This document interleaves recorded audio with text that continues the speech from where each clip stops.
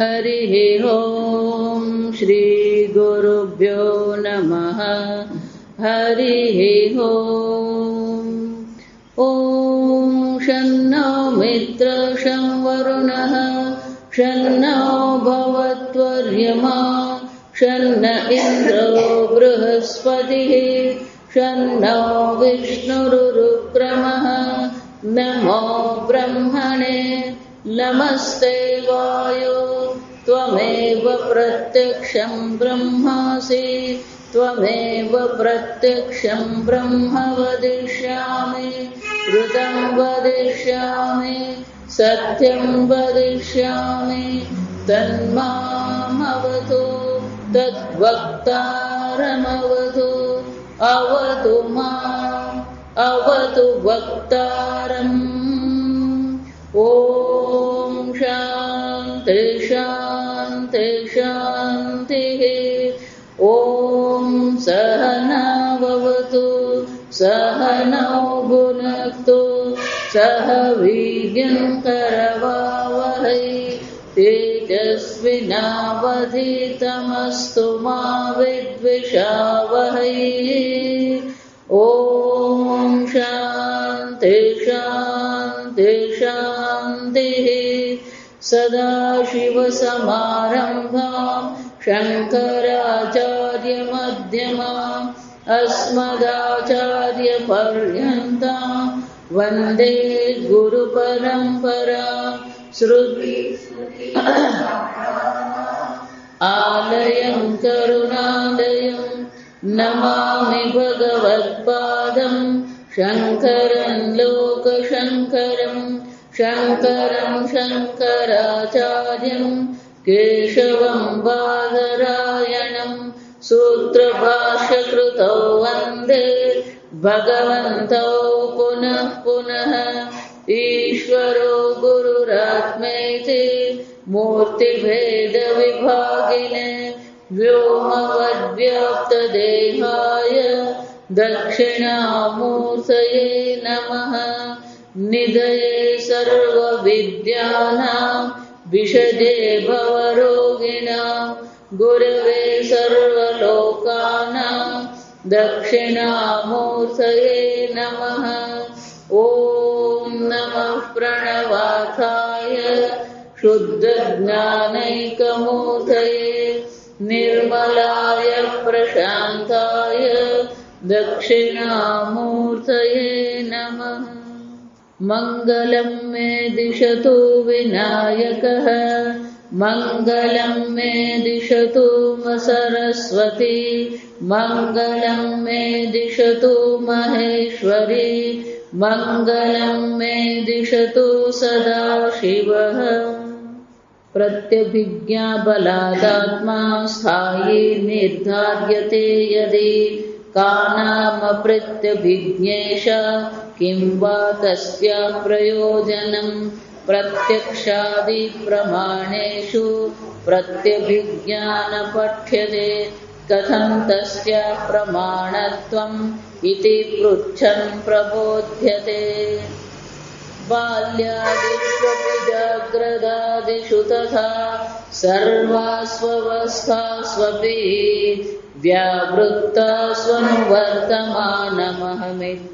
व्यावृत्तास्वनुवर्तमानमहमित्यन्तःस्फुरन्तं सदा स्वात्मानं प्रकटीकरोति भजतां यो मुद्रया भद्रया तस्मै श्रीगुरुमूर्तये नम इदं श्री दक्षिणामूर्तये। शंकराचार्यजीએ છઠ્ઠા શ્લોકમાં કહ્યું યહ પ્રત્યભિજ્ઞાયતે જાશે તો કે પ્રત્યભિજ્ઞા શબ્દ જે છે એનો અહીંયા કહે છે પ્રથભિજ્ઞા બલાદાત્મા સ્થાયી નિર્ધાર્યતે યદિ કે આ આત્મા સ્થાયી છે નિત્ય સત્તા સ્વરૂપ છે શૂન્ય નથી એ તમે નિર્ણય કયા આધારે કર્યો પ્રત્યભિજ્ઞા બલાદ આ પ્રત્યભિજ્ઞાના બળથી એના પ્રમાણથી તમે આ નિર્ણય કર્યો કે આત્મા નિત્ય સત્તા સ્વરૂપ છે શૂન્ય નથી કા નામ પ્રત્યભિજ્ઞા એશા કિમ વા તસ્યાશ્ચ કારણમ કે આ પ્રત્યભિજ્ઞા કોને કહેવામાં આવે જવાબ કિમ વા તસ્યાશ્ચ કારણમ, એનું કારણ શું છે? કેમ પ્રત્યક્ષાદિ પ્રમાણેષુ ન પઠ્યતે પ્રત્યવિજ્ઞા. તમે જે પ્રમાણ, જો આ વિચાર, વેદાંતો નામ ઉપનિષદ પ્રમાણમ, સંપૂર્ણ વેદાંત શાસ્ત્ર જે છે એ ગ્રંથ નથી, એ શું છે? પ્રમાણ છે.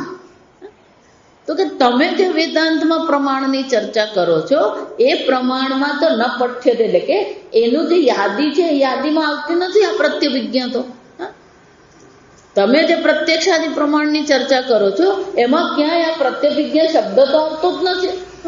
તો પછી આ પ્રત્યવિજ્ઞા છે શું? એનું કારણ શું છે? આ પ્રત્યવિજ્ઞા કારણ એટલે કે આ પ્રત્યવિજ્ઞાનો તમે ઉપયોગ કરી રહ્યા છો, પણ એ પ્રત્યવિજ્ઞા કયા કારણથી તમે ઉપયોગ કરો છો? આ પ્રત્યવિજ્ઞા જે છે એ પ્રત્યક્ષ તો છે જ નહીં. જો આ સમજો, ઇન્દ્રિયાર્થ સન્નિકર્ષ માત્રજન્ય જ્ઞાન વિશેષ પ્રત્યક્ષ. આ પ્રત્યક્ષ જ્ઞાન કોને કહેવામાં આવે? તો કે ઇન્દ્રિય સન્નિકર્ષ માત્ર, જે ઇન્દ્રિયની સામે છે, સમીપે છે, અને એનું જ્યારે જ્ઞાન થાય છે તો એ જ્ઞાનને શું કહેવામાં આવે? પ્રત્યક્ષ કહેવાય. ન પ્રત્યવિજ્ઞા તથા વિધા, કે આવા પ્રકારની તો પ્રત્યવિજ્ઞા છે ને. કેમ? કારણ કે સુષુપ્તિમાં તો ઇન્દ્રિયો શું છે? એ બધી અવ્યક્ત અવસ્થા પ્રાપ્ત કરે. તસ્યામ સંસ્કારસ્ય કારણત્વાત્.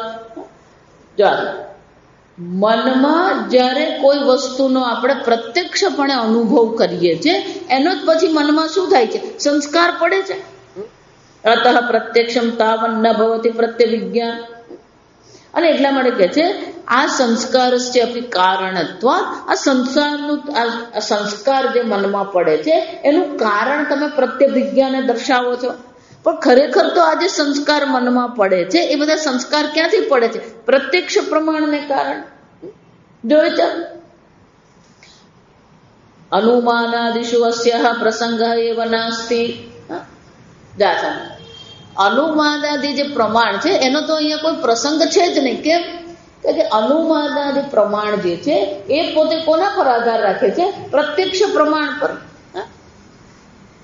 પહેલા આ અવાજ અને આ વાહન મેં સાથે જોયું છે, એ પ્રત્યક્ષ જ્ઞાનને આધારે જ પછી હું અનુમાન કરું. એ પ્રત્યક્ષ જ્ઞાન કેવું છે કે જ્યારે વરસાદ પડે ત્યારે બધું એક સરખું ભીનું થઈ જાય. આ પ્રત્યક્ષ જ્ઞાન છે. જો ઉપમા પણ શું છે? પ્રત્યક્ષ જ્ઞાનને આધારિત છે. આ ફ્લેમિંગો નામનું પક્ષી છે, એ બગલા જેવું છે. જો આ સમજ, તો પેલું બગલાનું પ્રત્યક્ષ જ્ઞાન છે, એને આધારે આપણે શું કરી શકીએ? એના દ્રષ્ટાંત લઈને પેલું ફ્લેમિંગો કેવું હોય એ આપણે વિચારી શકીએ. બગલો સફેદ હોય, આ ફ્લેમિંગો કેવો છે? ગુલાબી હોય. બસ આટલો ફરક. બગલાને લાંબા 2 પગ છે, ફ્લેમિંગોને પણ 2 લાંબા પગ છે. એની લાંબી ડોક છે, આની પણ લાંબી ડોક છે. પણ પેલું બગલાનું શું છે? પ્રત્યક્ષ જ્ઞાન છે. તો પેલી ઉપમા કામ આવે. જો તમને બગલાનું જ્ઞાન જ નહીં હોય તો ફ્લેમિંગોનું જ્ઞાન કરાવવા માટે હું બગલાનો ઉપયોગ કરી શકું ને? અનુપલબ્ધિ દાસન. તો કે આ અનુપલબ્ધિનો કોઈ પ્રશ્ન નથી. કેમ? કારણ કે અનુપલબ્ધિ પ્રત્યવિજ્ઞા તો છે જ નહીં. આ તો નિત્ય સત્તા આત્માનો આપણે જ્ઞાન કરાવનારી તમે કહો છો, એટલે અનુપલબ્ધિ પ્રમાણ પણ ત્યાં નથી. જો વિચાર, અને એટલે કે છે આ પ્રત્યક્ષ પ્રમાણ પણ નથી, કારણ કે ઇન્દ્રિય સન્નિકર્ષ નથી. ઇન્દ્રિય તો ત્યારે સૂઈ ગઈ છે, અને ઇન્દ્રિયનો જો નથી અને પ્રત્યક્ષ જ્ઞાન નથી તો પ્રત્યક્ષ જ્ઞાનને આધારિત અનુમાનાદિ પ્રમાણ જે છે એને તો કોઈ પ્રસંગ અહીંયા ઉપસ્થિત થાય એવું છે જ નહીં. નાપી સ્વતંત્રમિદમ પ્રમાણાંતરમ. અને તમારે પ્રમાણની જે યાદી છે એમાં સ્વતંત્ર પ્રમાણ તરીકે તમે પ્રત્યવિજ્ઞાનો ઉપયોગ કરતા નથી. તસ્માદ ન પ્રત્ય આત્મસ્થાયિત્વ પ્રમાણ નિત્યર્થ. તો પછી આ તમે જે પ્રત્યવિજ્ઞા દ્વારા આત્માનું સ્થાયિત્વ, નિત્ય સત્તા જે પુરવાર કરવાનો પ્રયત્ન કરો છો એ કોઈ પણ પ્રકારે શું છે? પ્રમાણ માન્ય અમને નથી. એટલા માટે હું કહું કે કોઈ પણ ચર્ચા જ્યારે કરવામાં આવે ને ત્યારે એનો આધાર લેવામાં આવે. જો આ વૈજ્ઞાનિકો જે સંશોધન કરે એમના પણ પ્રમાણ છે. આ સમજ, કોઈ પણ જ્ઞાન હોય, જ્ઞાન માટે કોની જરૂર પડે? ફક્ત પરાવિદ્યા નહીં, અપરાવિદ્યામાં પણ જ્ઞાન માટે તો કોની જરૂર છે? પ્રમાણની જરૂર છે. જો આ સમજ, તો કોઈ પણ પ્રમાણનો જ્યારે ઉપયોગ કરવામાં આવે ત્યારે એક આધારભૂત જ્ઞાન હોવું જોઈએ.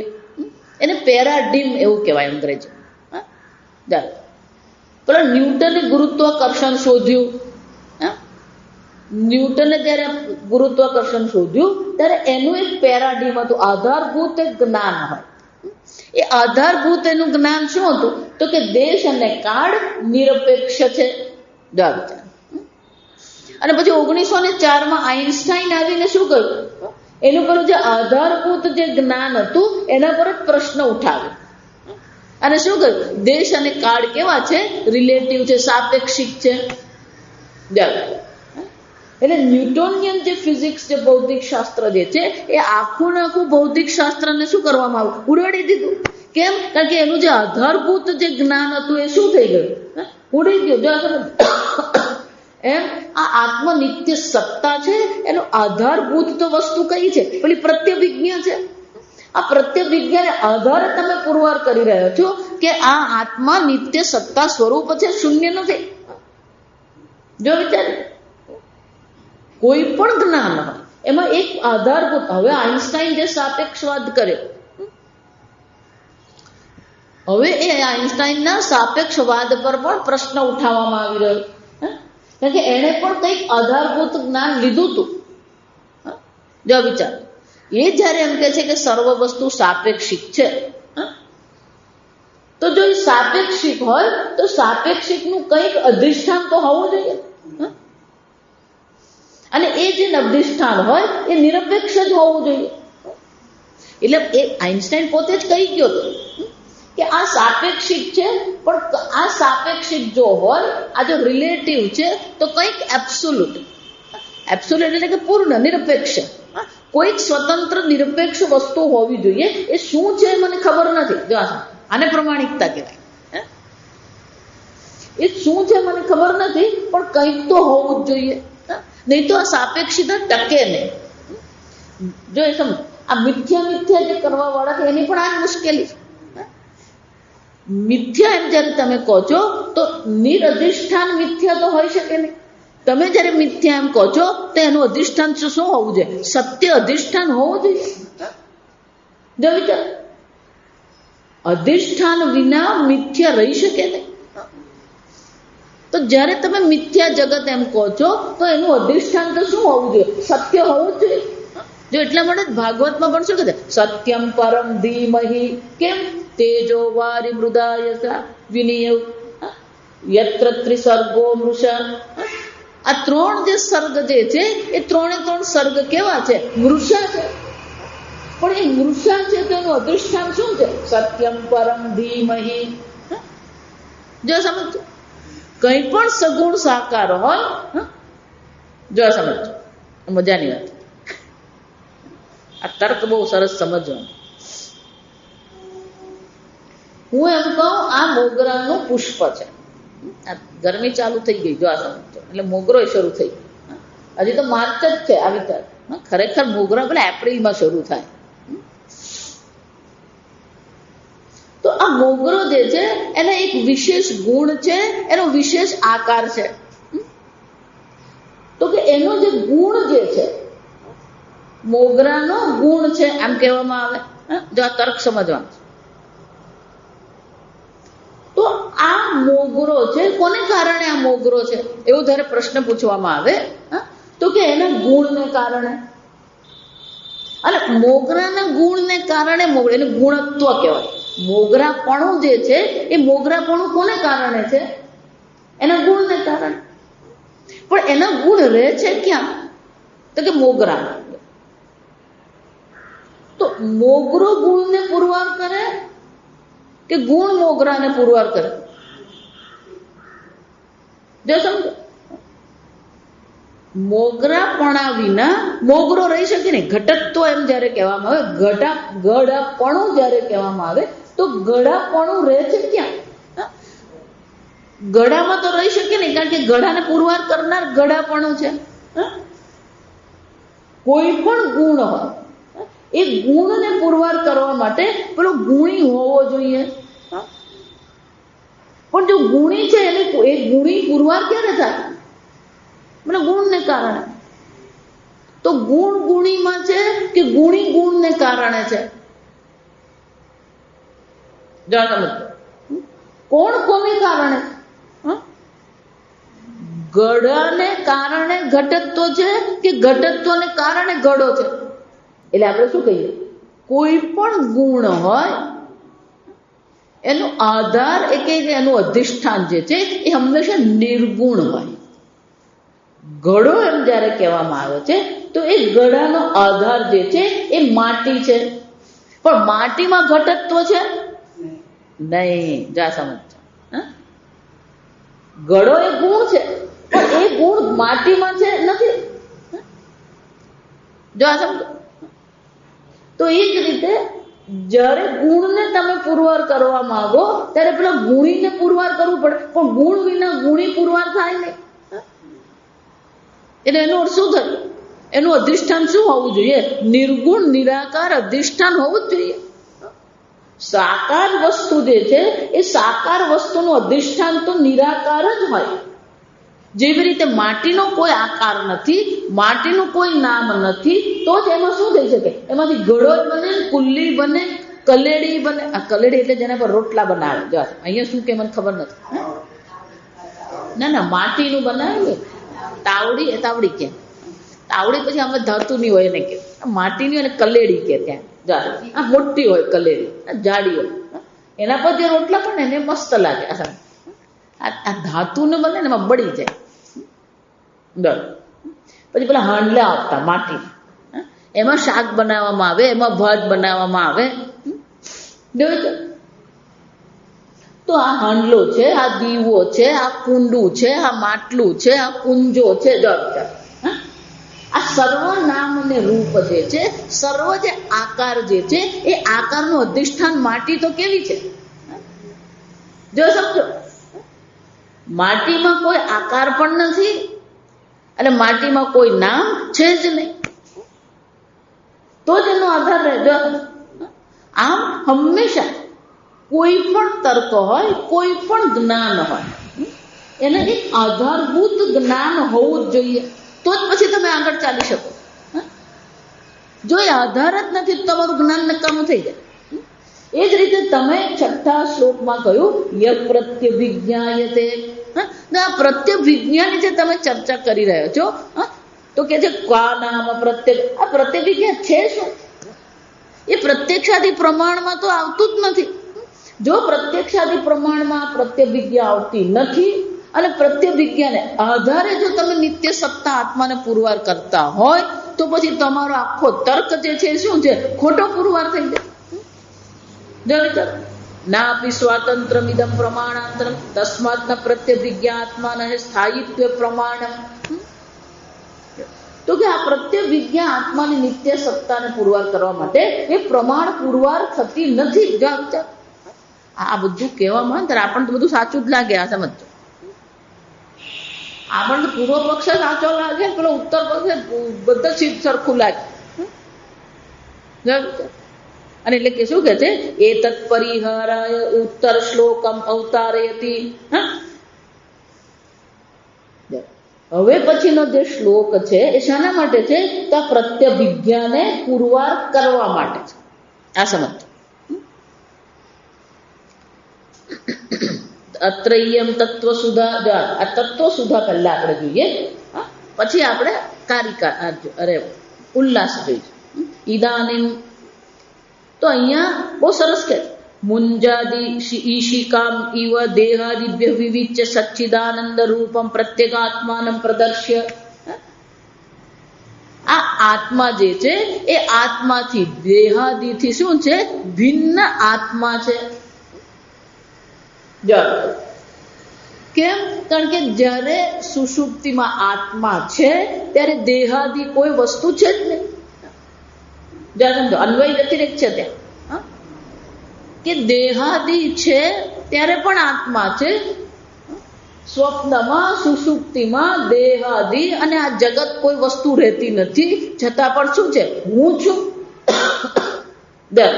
તો આ બધાથી ભિન્ન, આ બધાથી અન્ય ચૈતન્ય આત્મા છે એ દર્શાવવામાં આવ્યું. તસ્ય પરમેશ્વર અભેદમ. તો કે એ જે આત્મા જે છે, જો વાર્તિકકાર અન્ય પ્રકારે આ શ્લોકની સંગતિ આપે છે, આ તત્વ સુધાકાર શું કરે છે એ જુદા પ્રકારે આપે છે. તો કે આ આત્મા જે છે, તમે એમ કહ્યું કે આ આત્મા છે જેનો તમે સુષુપ્તિમાં શું છે નિત્ય સત્તા સ્વરૂપ તરીકે અનુભવ કરી શકો છો. તો કે એ તો એક જે આત્મા તમે જે કહી રહ્યા છો એ તો એક જ શરીરમાં છે, અને જો એક શરીરમાં આત્માનો અનુભવ છે તો પછી આત્મા કેવો થઈ ગયો? દેશતઃ કાલતઃ વસ્તુતઃ પરિચ્છિન્ન. એટલું જ નહીં, અહીંયા એક આત્મા છે, અહીંયા એક આત્મા છે, ઈશ્વરનો એક આત્મા છે, ગુરુનો એક આત્મા છે, શિષ્યનો એક આત્મા છે. તો આત્મા કેવો થઈ ગયો? અનેક થઈ ગયો, ભેદ બુદ્ધિ થઈ ગઈ. જો તમે, અને જો ભેદ બુદ્ધિ છે તો શું થશે? અસ્ય ઉદરમ અંતરમ કુરુતે તસ્ય ભયમ ભવતી. જ્યાં ઉદરમ અંતરમ એટલે કે અલ્પમ અપી અરમ ભેદમ કુરુતે, તો શું થશે? ભય થવા.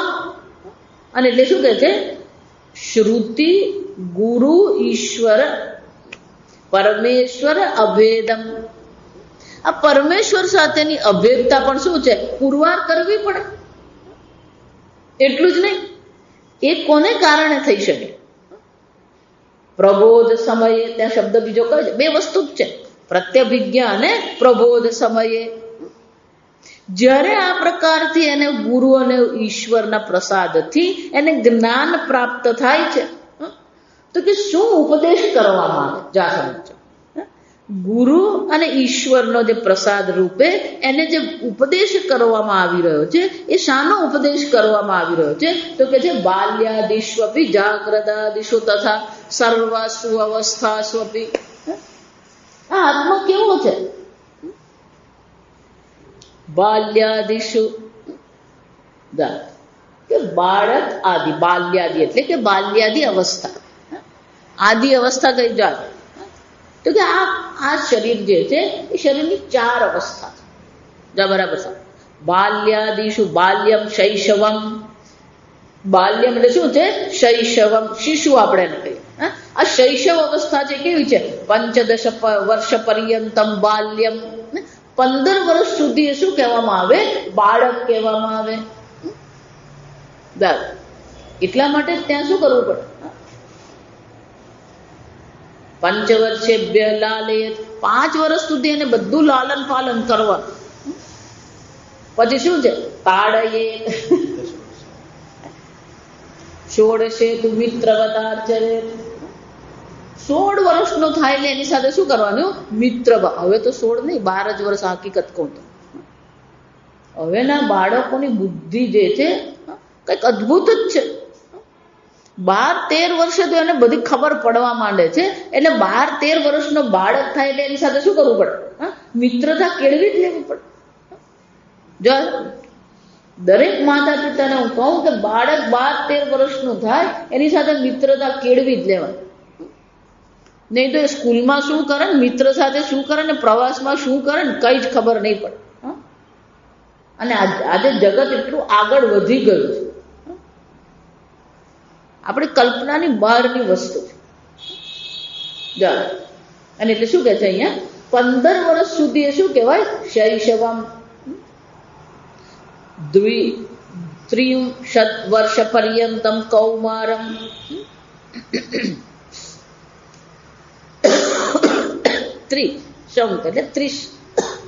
30 વર્ષ સુધી એ શું કહેવાય છે?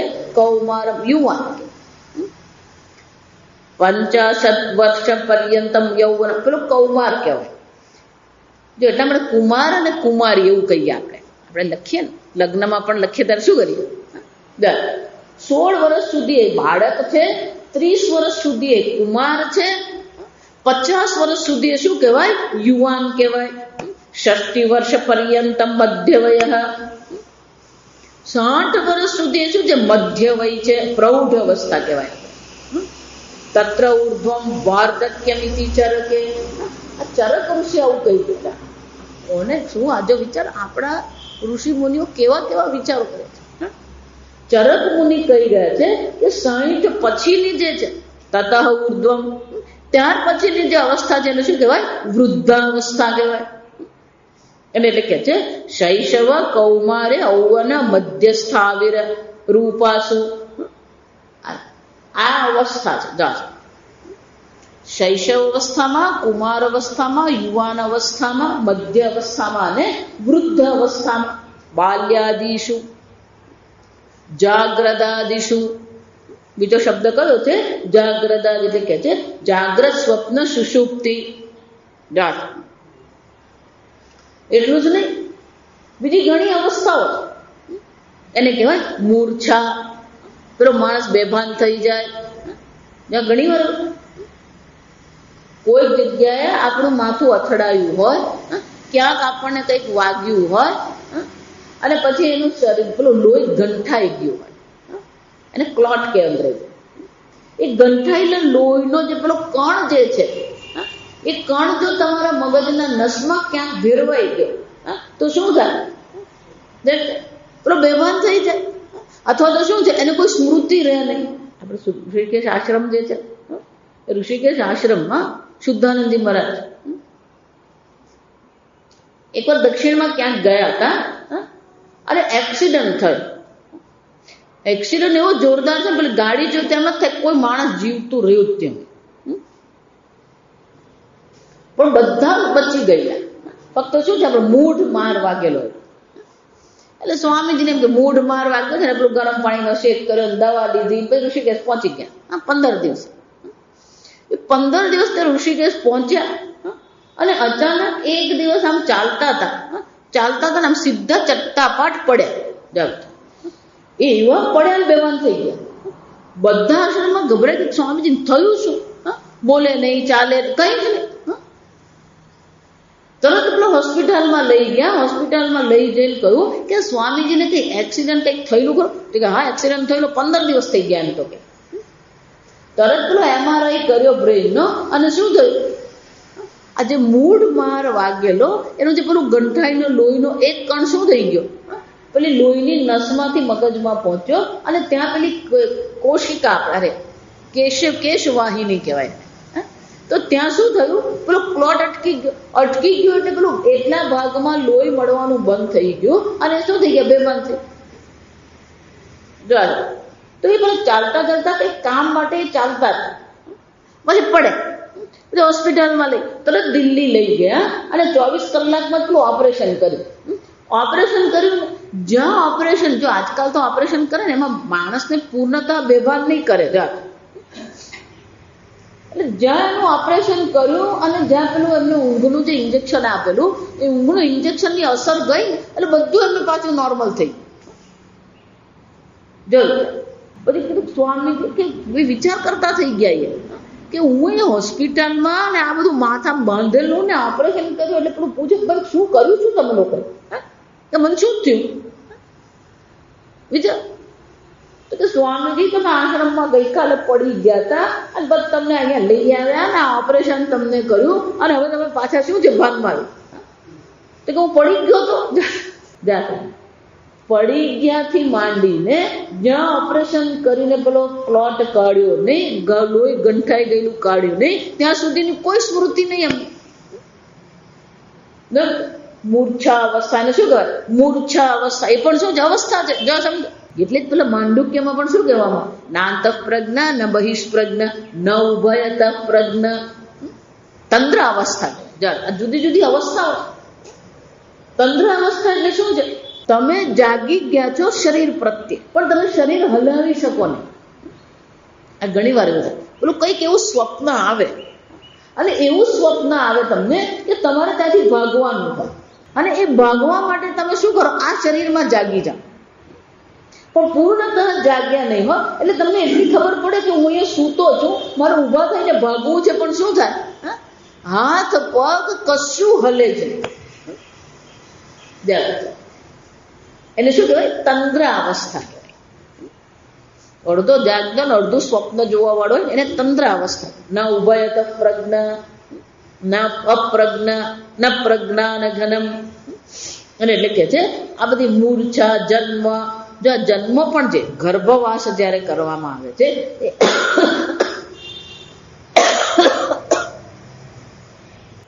જન્મ પણ એક અવસ્થા છે. આ સમજો. એ જ રીતે મૃત્યુ પણ શું છે? એક અવસ્થા છે, એક અનુભવ છે. જો અવસ્થા એટલે અનુભવ. અવસ્થા એટલે શું છે? એક વિશેષ પ્રકારનો અનુભવ છે. તો કે જન્મનો પણ અનુભવ છે, મૃત્યુનો પણ શું છે? અનુભવ છે. આ ચાંદોક્ય ઉપનિષદ ભણીએ ને તો એમાં આવે. ત્યાં 6થા અધ્યાયમાં ઉદ્દાલક મુનિ શ્વેતકેતુને સમજાવે છે કે મૃત્યુ થાય ત્યારે શું શું થાય. એ મૃત્યુની પણ એક અવસ્થા છે. એટલે કે છે અહીંયા કે આવી જે અલગ પ્રકારની જાગ્રત, સ્વપ્ન, સુષુપ્તિ, મૂર્છા, જન્મ, મરણ રૂપાસુ અવસ્થાસુ. જાગ્રત એટલે હું હંમેશા કહું કે મૃત્યુનો ભય ખરેખર હોવો નહીં જોઈએ. બ્રહ્મ જ્ઞાન જ્યારે થાય ને ત્યારે થાય, આ સમજજો. પણ એક વસ્તુ તમારે લખી રાખવાની કે મૃત્યુનો ભય કરવાની કોઈ આવશ્યકતા છે જ નહીં. કેમ? કોઈને પણ પોતાના મૃત્યુનો અનુભવ થઈ શકે. હું મરી ગયો,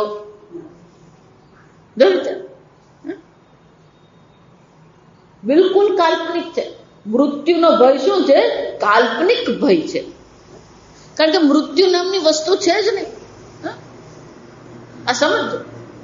શરીરની દ્રષ્ટિએ પણ વિચારીએ આપણે, તો શરીરનું પણ જે મૃત્યુ છે, ખરેખર મૃત્યુ છે.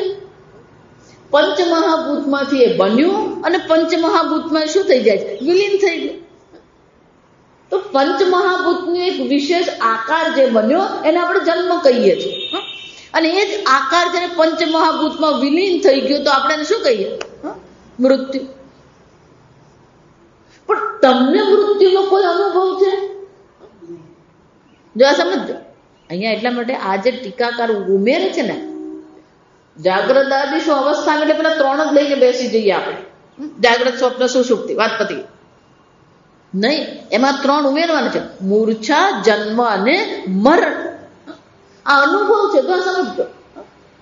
જન્મ પણ એક અનુભવ છે અને મરણ પણ શું છે? જો એ અનુભવનો વિષય છે તો પછી એ તમે હોઈ શકો નહીં. તમે તો અનુભવ કરનાર છો. તયા અન્યસુ અપી અવાંતરાસુ દર્શન શ્રવણાદિ રૂપાસુ બાલ્યાદિષ્વપી જાગ્રદાદિષુ તથા સર્વાસુ અવસ્થા. સર્વાસુ એટલે શું છે? બીજી જે પણ કોઈ અવસ્થા હોય. તો બીજી કઈ અવસ્થા છે? તો કે દર્શન શ્રવણાદિષુ. જ્યારે તમે દર્શન ક્રિયા કરો છો, તમે શ્રવણ ક્રિયા કરો છો, જાણો છો. કેમ? કે જ્યારે દર્શન ક્રિયા થઈ રહી છે તો દર્શન ક્રિયા, જો આ બધી જગ્યાએ પેલી પ્રત્યભિજ્ઞા કામ કરે. આ સમજવાનું શું છે? આ બધી અવસ્થામાં કોણ કામ કરે છે? પેલી પ્રત્યભિજ્ઞા. જો આ સમજ. કેમ? કારણ કે દર્શન ક્રિયા પણ જે થઈ રહી છે એ દર્શન ક્રિયા ભલે આપણે કરીએ પણ જ્યારે ચાલવાનું હોય છે ત્યારે શું થાય છે? જો વિચાર. જોઉં તમને. રોજ રામદાસ આશ્રમમાં આપણે આવતા હોઈએ તો સવારે ઘરેથી જ્યારે નીકળીએ ત્યારે શું કરીએ? જો વિચાર.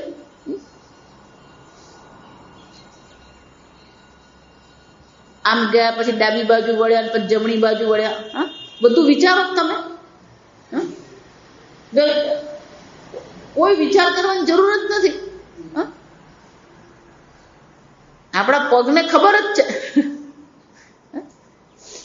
પહેલાના જમાના બળદ ગાડા હતા. હવે બધા ટ્રક ને બધું થઈ ગયું, ટેમ્પો થઈ ગયું. એટલે પહેલાના જમાનામાં શાકભાજી બનાવવામાં આવે, કેરી બનાવવામાં આવ્યું. એ કેરી જ્યારે બને, કેરી જ્યારે તૈયાર થઈ જાય પછી એ કેરી પાડવામાં આવે. તો આખો દિવસ પેલી કેરી પાડવામાં આવે અને પેલો બળદ આરામ કરતો, પછી કેરીને બળદગાડામાં ભરવામાં આવે. પેલો ખેડૂત હોય ને એક ભોજન કરી લે, એને વાળું કહેવાય. સાંજે શું છે એ વાળું કરે, વાળું એ કરી લે, પેલો ગાડામાં બેસી જાય અને બળદગાડામાં શું કરે, હાંકવાનું શરૂ કરે.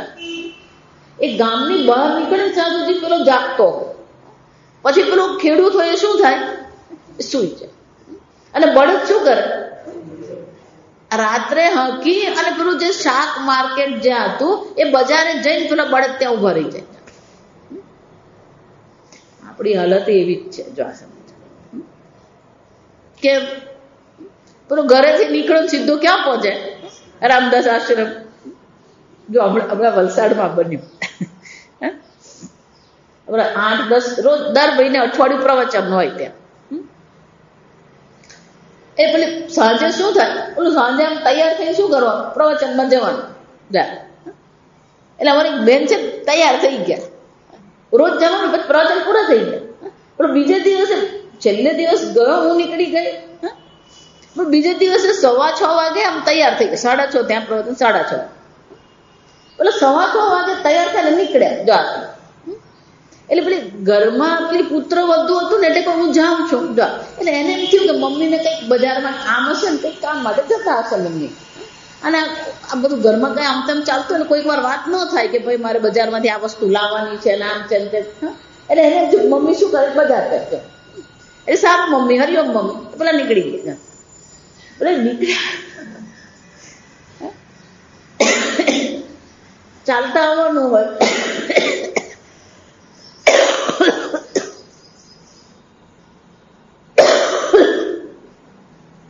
ચાલતા ચાલતા અડધે પહોંચ્યા ને, પછી આપણે વિચાર કર્યો હું શા માટે બહાર નીકળી. પછી આપણે કઈ યાદ આવી જશે, એટલે ચાલ્યા ગયા. ચાલીને પેલા ગીતા સદન હોલ છે, ગીતા સદન છે, ગીતા સદન પહોંચી ગયા. જાતે અને જોયું કે બારણાં બધું બંધ છે. એ બંધ જોયું પછી યાદ આવ્યું, એના પ્રવચન તો કાલે પૂરા થઈ ગયા. અને શું આદત છે મજબૂર, અને શું કહેવાય, એનો શું થાય, દર્શન શ્રવણાદિ જે ક્રિયાઓ જે થાય છે એમાં પણ ઘણી વાર શું થતું હોય છે, આ પ્રત્યવિજ્ઞ જો સમજો, એમાં પેલી સ્મૃતિ નહીં. જો સમજો, પ્રત્યવિજ્ઞ અને સ્મૃતિ આ બે અલગ કરવાની વસ્તુ છે. એમાં કોઈ સ્મૃતિ કામ નથી કરતી. જો સમજો, સ્મરણ ત્યાં નથી, આપોઆપ જ ત્યાં પહોંચી ગયા. જો અને ત્યાં પહોંચ્યા પેલું બારણા બધું બંધ હતું. જાતા બધા પછી શું થયું, આ બારણા બધું બંધ હતા, એટલે પાછા ફરતા હતા. હવે જે ભાઈ આયોજન કરે ને બરાબર આ હોલની બરાબર સામે રહે. એમની પત્ની ત્યાં હિંચકા પર વરંડા બેઠા. દક્ષિણ ગુજરાતમાં જાઓ ને એટલે ઘર હોય એટલે હિંચકો હોય. જા એટલે હિંચકા વગરનું ઘર ફાવે. એટલે પેલા બેન હિંચકા પર બેઠા, એમણે જોયું કે આ પેલા બેન અહીંયા આવ્યા, એટલે એમણે બૂમ મારી.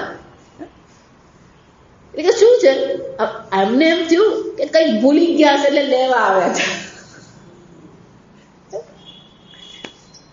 એટલે કે ચાવી જોઈએ છે, કઈ કામ છે. કેવું શું જો આ વિચાર છે, એટલે શું કે છે, દર્શન ક્રિયા, શ્રવણ ક્રિયા, ગમન ક્રિયા. આ બેનો રોટલી બને ને એ પ્રત્યવિજ્ઞા જ છે. આ સમજો, વિચાર કરવો નહીં પડે. આ પરદેશના લોકોને જો રસોઈ શીખવી તો ગરબડ છે કે બધું એ ગ્રામ પૂછે, કેટલા ગ્રામ હળદર નાખવાની, કેટલા ગ્રામ મરચું નાખવાનું, કેટલા ગ્રામ મીઠું નાખવાનું. આપણા બહેનો આ હાથને બધી ખબર. જાત આમ હાથમાં લઈને શું કરે, પેલું આમ તપેલામાં જુએ. જા સમજ, તપેલામાં એ જુએ અને પછી આમ મીઠું લઈને શું કરે. એ જ રીતે રોટલી વણવાની હોય તો પેલા લોટને ગુલ્લા બનાવવા પડે. પણ દર વખતે પેલા જો એ લોકો પૂછે કેટલા ગ્રામનો બનાવવાનો, જા વિચાર છે એ કેટલા ગ્રામ હોય. જો સમજો, આમ જ હાથમાં લીધો ને શું થવાનું, એટલો જ આવે. અને બધી રોટલી શું થાય, બને. એ તો માપવા જવાનું નહીં હોય. જો વિચાર, તો આ બધી જે ક્રિયાઓ જે થઈ રહી છે એમાં કોઈ પ્રત્યક્ષાદિ પ્રમાણ એવું વિશેષ પ્રકારનો વિચારની આવશ્યકતા નથી. એટલે શું કે છે, દર્શન શ્રવણાદિ રૂપાસુ, એટલું જ નહીં, કર્તૃત્વ ભોક્તૃત્વ આદિ રૂપાસુ. આ કર્તૃત્વ જે છે, હું કરતા છું, રોજ યાદ કરવું પડે, હું કરતા છું, હું ભોગતા છું. આ બધી અવસ્થાઓ છે. આ બધી અવસ્થાઓ જે છે એ બધી અવસ્થાઓ જે શરીરની અવસ્થા હોય કે મનની, બાલ્યાદિશુ એટલે શરીરની સ્થૂળ શરીરની અવસ્થા થઈ, જાગ્રત આદિશુ એટલે બધી શું છે, સૂક્ષ્મ શરીરની અવસ્થાઓ, દર્શન શ્રવણ આદિ ઇન્દ્રિયોની અવસ્થા છે, કર્તૃત્વ ભોક્તૃત્વ જે છે એ અહંકારની અવસ્થા છે. આ બધી અવસ્થાઓ અલગ અલગ છે. એક સ્થૂળ શરીરની છે, એક સૂક્ષ્મ શરીર મનની અવસ્થા છે, એક ઇન્દ્રિયોની અવસ્થા છે, અને બીજી કઈ છે, અહંકારની છે. એટલે કે છે સર્વાસુ અવસ્થાસુ વ્યાવૃત્તાસુ પરસ્પરમ વ્યવર્તમાનસુ અનુવર્તમાનમ. આ પ્રકારથી વ્યાવૃત્તાસુ, આ બધી અવસ્થાઓ જે છે એ સર્વ અવસ્થાઓ અલગ અલગ છે. જો વિચાર, આ બધી અવસ્થાઓને આપણે અલગ અલગ એવું કહી શકીએ ખરા?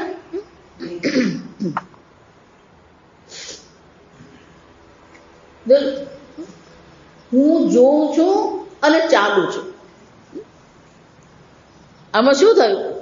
પેલી દર્શન ક્રિયા અને ગમન ક્રિયા બે શું થાય છે? પરસ્પર છે. ક્યારે એવું કહી નહીં શકીએ કે જ્ઞાનેન્દ્રિય શ્રેષ્ઠ છે અને કર્મેન્દ્રિય શ્રેષ્ઠ નથી. કર્મેન્દ્રિય વિના જ્ઞાનેન્દ્રિય કામ નહીં કરે અને જ્ઞાનેન્દ્રિય વિના કર્મેન્દ્રિય કામ નહીં કરે. પરસ્પર. જાગ્રત અવસ્થા પણ જરૂરી છે, સ્વપ્ન અવસ્થા પણ જરૂરી છે, સુષુપ્તિ અવસ્થા પણ શું છે? આવશ્યક છે. જો ભલે એમ કહીએ કે સુષુપ્તિ અવસ્થા એ કેવી છે? તામસિક છે. પણ તામસિક છે એનો અર્થ એવો નથી કે નકામી છે.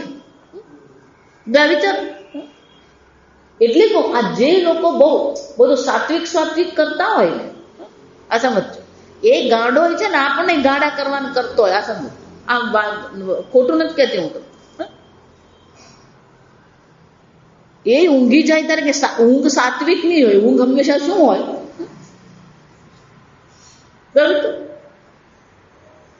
કોઈ વસ્તુ આ જગતમાં નકામી નથી. તામસિકતા પણ જરૂરી છે. ઊંઘ જો નહીં આવી હોય તો બચ્ચું થવાનું. એ બીજો દિવસ જેનો જાય ને એને ખબર હોય. આખી રાત ઊંઘ આવી નહીં હોય અને અંગ્રેજીમાં ઝોમ્બી કહેવાય. ઝોમ્બી એટલે શું છે? પેલો લથડતો ચાલતો હોય. જો આ શબ્દ એ ખાય ને તો એમ આપણને ખબર પડે.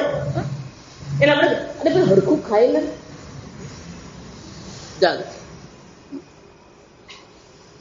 તો તામસિક જે છે એ તમસ પણ કેવું છે? આવશ્યક છે. આ જગતમાં તમસ પણ આવશ્યક છે, દિવસ પણ આવશ્યક છે, અને રાત્રિ પણ શું છે? આવશ્યક છે. આ તમને ખબર ને, ઉત્તર ધ્રુવમાં તમે જાઓ, દક્ષિણ ધ્રુવ તમે જાઓ, ઉત્તર ધ્રુવમાં 6 મહિના દિવસ હોય. બોલો સૂર્ય શું કરતો હોય? જો વિચાર, 2 મહિના સુધી સૂર્ય ક્ષિતિજ પર ફરતો રહેતો હોય. એટલે પેલું સૂર્યોદય સૂર્યાસ્ત છે જ નહીં ત્યાં. જે લોકો સૂર્યોદય અને સૂર્યાસ્તથી ટેવાયેલા હોય એ લોકો માટે શું થઈ જાય? અઘરું પડે. જો એટલે સૂર્યોદય સૂર્યાસ્ત જેવું છે જ નહીં. અને આપણને આદત કેવી પડી? આ પૂર્વમાં સૂર્ય ઉગે અને પશ્ચિમમાં આથમે. પૂર્વ ને પશ્ચિમ કયું? સૂર્ય તો શું કરે છે? ક્ષિતિજ પર જ ફરતો હોય. જાશું. પણ ત્યાંના રહેનારા લોકો જે છે એનાથી ટેવાઈ ગયા છે. અને પછી 6 મહિના શું હોય? રાત્રિ. 6 મહિના સુધી ત્યાં બિલકુલ અંધાર. સૂર્ય ઉગે પણ નહીં, સૂર્ય આત્મે પણ નહીં, સૂર્યનો પ્રકાશ પણ નહીં. આ સમજ? સૂર્યની જેટલી આવશ્યકતા છે, દિવસની જેટલી આવશ્યકતા છે, એટલી શાની આવશ્યકતા છે? અંધકારની પણ આવશ્યકતા છે. આ બધી જ વસ્તુ, અને આ બધી વસ્તુમાં શું થાય? સર્વાસુ અવસ્થાસુ વ્યાવૃત્તાસુ અનુવર્તમાનસુ. તો કે આ સર્વમાં વ્યાપ્ત કોણ છે? અયમ ભાવયઃ અસત્ય જડ અનાનંદ રૂપાસુ સર્વાસુ અવસ્થાસુ વ્યાવર્તમાનસુ યહ અહમ.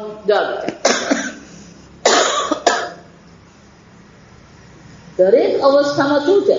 અહમ, હું સૂઈ ગયો, હું જાગ્યો, મેં સ્વપ્ન જોયું, હું બાળક છું, હું યુવાન છું, હું વૃદ્ધ છું. આ બધામાં શું છે? વ્યાવૃત્ત. આ સર્વ જે છે એ કેવી છે? એ પરિવર્તનશીલ છે. વ્યાવૃત્ત એટલે પરિવર્તનશીલ. એ બધી બદલાતી રહે છે. જો સમજો. પણ એમાં કોણ છે? આ સર્વ જે બદલાતી પરિસ્થિતિઓ જે છે, અવસ્થાઓ જે છે, વ્યાવૃત્તાસુ. કેમ? પરસ્પરમ વ્યાવૃત્ત. એ બદલાય છે એટલું જ નહીં, એ એકબીજાને શું કરે છે? નકારે છે. સ્વપ્ન અવસ્થા છે ત્યારે જાગ્રત અને સુષુપ્તિ નથી. જાગ્રત છે ત્યારે સ્વપ્ન અને સુષુપ્તિ નથી. તો આ સર્વ અવસ્થામાં એકબીજાને જે નકારનારી જે છે, પરિવર્તનશીલ જે છે, એ બધામાં શું છે? સર્વાસુ અવસ્થાસુ વ્યાવૃત્તાસુ અનુવર્તમાનમ અહમિતિ. આ બધામાં અનુવર્તમાન એટલે કે આ બધામાં એક સામાન્ય જે છે શું કરે છે? અનુવર્તમાન. સર્વમાં એ છે જ ત્યાં. વર્તમાન એટલે છે, હાજર છે. જો તમે, અને એ કોણ હાજર છે? અહમિતિ. અત્યંત સ્ફુરંતમ સદા. સદા સ્ફુરણ છે જ. ક્યારેય પેલો હું નો અનુભવ નથી એવું છે જ નહીં. પેલી અવસ્થાઓ બદલાતી રહે છે, પણ હું કેવો છું? સદા સ્ફુરંતમ અહમ. પેલું હું તો શું થાય છે? સ્ફુરણ થતું જ રહે છે. એ હું નો ક્યારેય અભાવ થતો જ નથી. આ પ્રકારથી સુષુપ્તા સ્વપ્ન દ્રાક્ષમ સોહમ ઇદાનીમ જાગરમી. સુષુપ્તિમાં મેં સ્વપ્ન જોયું અને હવે હું શું છે? જાગી ગયો.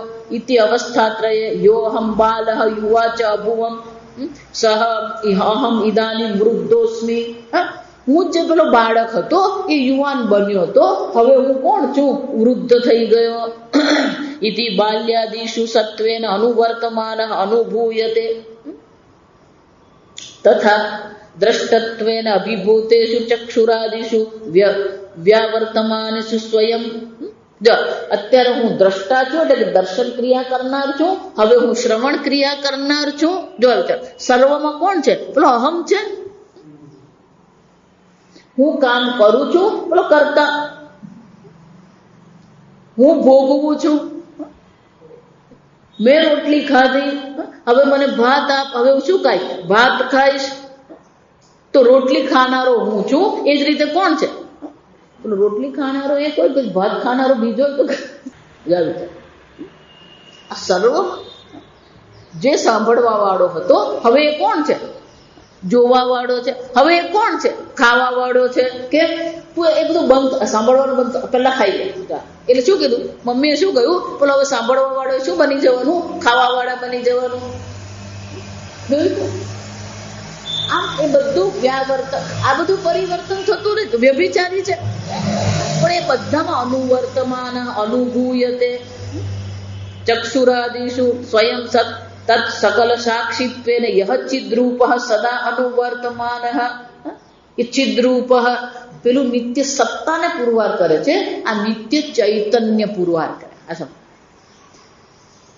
એટલે સુરેશ્વરાચાર્યથી જરાક જુદી પ્રકારથી લે છે, પણ છઠ્ઠો શ્લોક જે છે એ નિત્ય સત્તા સ્વરૂપ આત્માને પુરવાર કરે છે. આ સાતમો શ્લોક જે છે શું છે? નિત્ય ચૈતન્ય સ્વરૂપ આત્મા છે. આ સમજ. એ નિત્ય ચૈતન્ય સ્વરૂપ આત્મા જે છે એ સદા કેવો છે? સ્ફુરંતમ. એ તો પ્રગટ થઈ જ રહ્યો છે. કેમ? કે સુષુપ્તિમાં પણ જે અનુભવ છે એ કોને થઈ રહ્યો છે? ચૈતન્યને થઈ રહ્યો. અહમ કિમપી ન જાનામિ મયા સુખેન નિદ્રા અનુભૂયતે. તો આ પ્રકારથી જ્યારે અનુભવ થઈ રહ્યો છે તે એ અનુભવમાં એને અનુભવને પ્રકાશિત કરનાર તો કોણ છે? ચૈતન્ય છે. ચૈતન્ય દ્વારા અનુભવ પ્રકાશિત થયો, પણ ચૈતન્ય પ્રકાશિત કરે છે, પણ એની નોંધ લેનાર મન શું છે? સૂઈ ગયું છે. અને એટલે જાગીને પછી શું કહે છે? વિચાર. તો ચૈતન્ય તો ત્યાં છે જ, જે સર્વ પ્રકારના અનુભવોને પ્રકાશિત કરી જ રહ્યો છે, સ્ફુરંતમ. અને એટલે કે છે પ્રિયત્વેન અભિમત વિત્ત પુત્રાદ પિંડાશુ વ્યાવર્તમાન શુચય. આટલું જ નહીં, આ સર્વ જ આ શરીરની જે અવસ્થા છે, આ શરીરના જે બધા સંબંધો છે, વિત્ત છે, પુત્ર છે, એ બધામાં પણ પેલો હું તો છે જ. જાવો સરસ ચર્ચા કે આ મારો પુત્ર છે એમ જ્યારે કહેવામાં આવે ત્યારે પેલો ખરેખર પુત્રમાં અહમ બુદ્ધિ છે. મારી ગાડી એમ જ્યારે કહેવામાં આવે, પણ ગાડીમાં પણ શું છે? અહમ બુદ્ધિ છે. આ મારું ઘર છે એમ જ્યારે કહેવામાં આવે ત્યારે ત્યાં પણ પેલી અહમ બુદ્ધિ છે. જો આ સમજજો માતાજી, એમાં થોડી અહમ બુદ્ધિ હોય. હું બતાવું, જો આ સમજજો એ અહમ બુદ્ધિ કેમ છે. કેમ? એટલે ઘરની દિવાલ પર એક તડ પડે ને એટલે એક તડ એને અહીંયા હૃદયમાં પડે. ગાડીમાં જો એક ઘસરકો પડ્યો ને તો બીજો ઘસરકો ક્યાં હોય? તો મને કહો, એ મમ છે કે અહમ છે? છોકરાને જો કંઈ થઈ ગયું ને તો મારું બીપી વધે. જા વિચાર. એનો અર્થ શું છે? અભિમત વિત્ત પુત્ર પિંડાદિષુ વ્યાવર્તમાન શુચય સ્વયં સદા પ્રીતિ વિષય સર્વશેષિત્વેન નિરતિશય પ્રીતિ વિષયતયા. આમ હું સત્તા સ્વરૂપ પણ છું, સ્ફુરંતમ ચૈતન્ય સ્વરૂપ પણ છું, પ્રીતિ વિષય, આ બધામાં મને શું આવી રહ્યો છે? આનંદ થઈ રહ્યો છે. મારો દીકરો ડોક્ટર બની ગયો, શું છે? એ ડોક્ટર બન્યો ને એટલો આનંદ એને થતો હોય. પ્રીતિ વિષય શું? આ બધા પ્રીતિ વિષયો જે છે એમાં પણ કોણ છે? અહમ. આમ પેલો સત સ્વરૂપાત્મા છે, ચિત્ત સ્વરૂપાત્મા છે, આનંદ સ્વરૂપાત્મા. આવે છે. આમ આ સચ્ચિદાનંદ આત્મા જે છે એ સર્વમાં કેવો છે? અનુવર્તમાન. સર્વમાં એક સમાન રીતે એ સચ્ચિદાનંદ આત્મા સ્ફુરિત થતું જ રહે છે. અને એ કોણ છે? અહમિતિ, એ હું છું. અને એટલા માટે આગળ આપણે પછી કાલે જોઈશું કે બધી અવસ્થાઓમાં આત્મા તો સ્ફુરિત થઈ જ રહ્યો છે. અને એ અહમ તરીકે સ્ફુરિત થઈ રહ્યો છે. અહમ તરીકે જ નહીં, એ સત તરીકે, ચિત્ત તરીકે અને આનંદ તરીકે એ આત્મા હંમેશા એનું સ્ફુરણ થતું જ રહે છે. આગળ આપણે આવતીકાલે. ઓમ અસતો મા સદ્ગમય તમસો મા જ્યોતિર્ગમય મૃત્યોર્મા અમૃતં ગમય. ઓમ પૂર્ણમદ પૂર્ણમિદં પૂર્ણાત પૂર્ણમુદચ્યતે પૂર્ણસ્ય પૂર્ણમાદાય પૂર્ણમેવાવશિષ્યતે. ઓમ શાંતિ શાંતિ શાંતિ. હરિ ઓમ. શ્રી ગુરુભ્યો નમઃ. હરિ ઓમ.